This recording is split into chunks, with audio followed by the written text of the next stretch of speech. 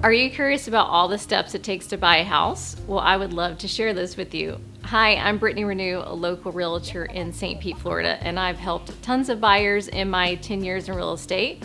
Whether you're a first-time home buyer or you haven't bought a house in 20 years, it can feel like a daunting task. So let's break it down step by step. So step number one is that you want to talk to a lender first. It's really important because if you talk to a lender first, you're gonna know your buying power. So that means you're gonna know what that budget needs to be. A lot of people get excited about buying a house and they start looking online, browsing on the websites, looking at all the beautiful listings. And when you know your buying power, you can set those parameters and make sure that you don't fall in love with something that you shouldn't. So that way, when we go out house shopping, you've got that pre-approval letter with you and you're ready to go. Step 2 of my 7-part series in the home buying process. So what I like to always do next is to sit down with my buyers and have a consultation. I think it's really important to sit down with your agent and make sure that there's a lot of clarity around what you're trying to accomplish.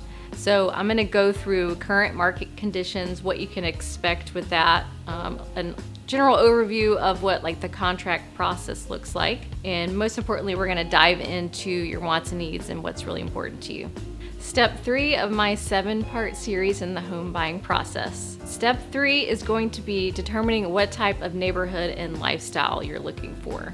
So this is something I'm doing in that buyer consultation where I'm sitting down with my clients. So the lifestyle that you're looking for is really important because that's going to determine what part of town and what neighborhood suits you best. Some people tell me that they want to be at the beach. Some people say they want to be in downtown, near vibrant lifestyle, nightlife, all that kind of stuff. The cool thing about St. Pete is that we have a beach and a downtown.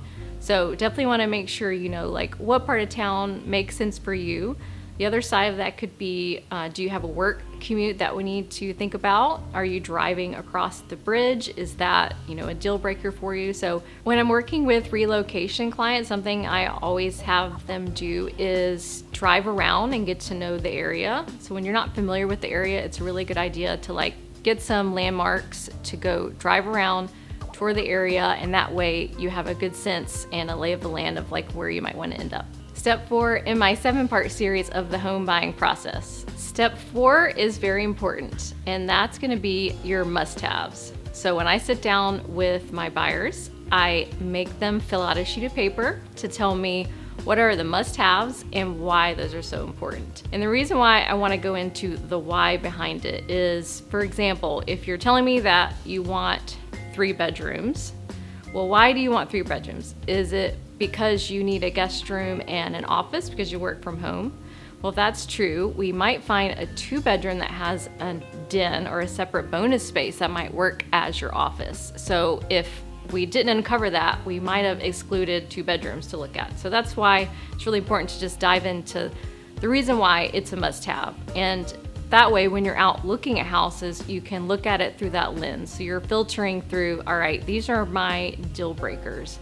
And that helps you look at it with the process of elimination.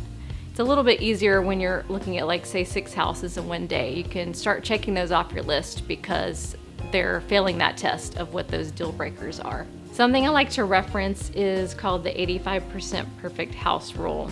So studies have shown that most buyers are happy with about 85 to 90% of that must-have list in the house that they choose.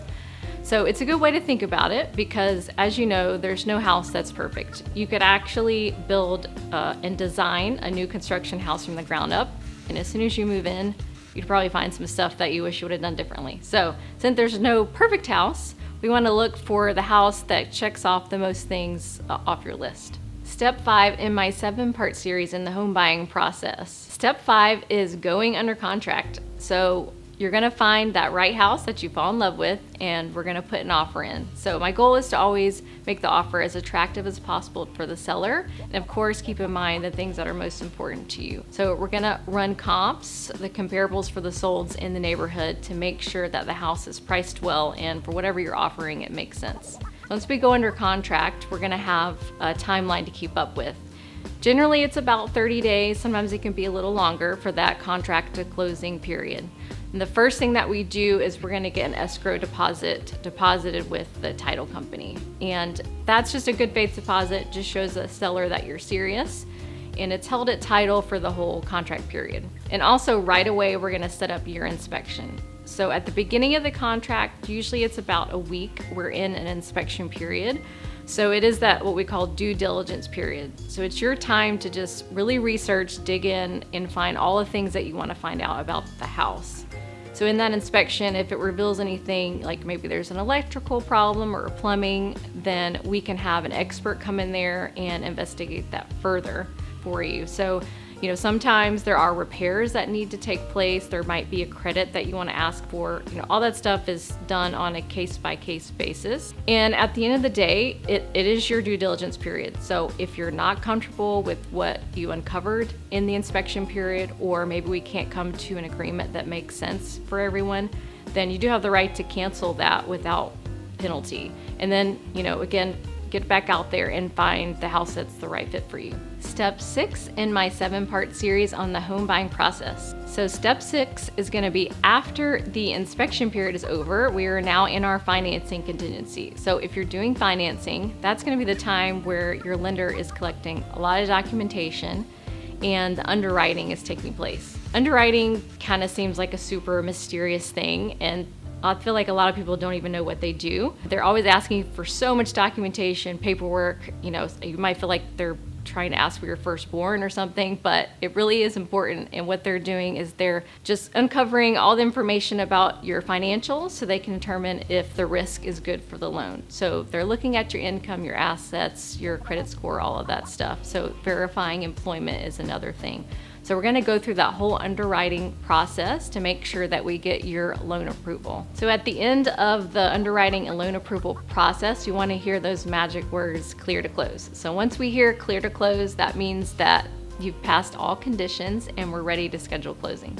Step 7, the final step in the home buying process. Step 7 is closing day. So once we've gotten the clear to close, we have scheduled that closing day with the title company. So you're gonna go to the title agency and you're gonna sign a whole bunch of paperwork. It's gonna be like a stack this big and your hand's gonna be cramping at the end of it, but I promise it's all worth it. So once we get through all of the signing and the seller would have already signed his portion of the documents, then the lender is going to fund the loan. So you would have also wired your final closing funds to the title company, and the lender is going to wire the money for the loan.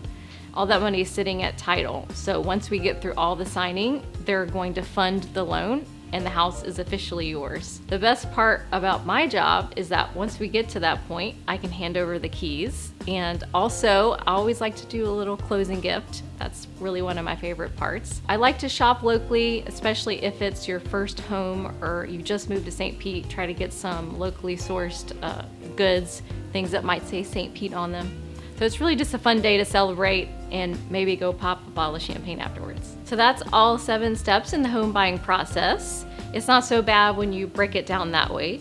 And another good thing is to have an agent with you, like me, to guide you through the process and make it all seamless and stress-free. Information like this is why it's important to work with a trusted local real estate partner. If you'd like to learn more about me, please visit my website, BrittanyRenew.com, and subscribe to my YouTube channel. And you can also follow me on Instagram at BrittanyRenewRealtor.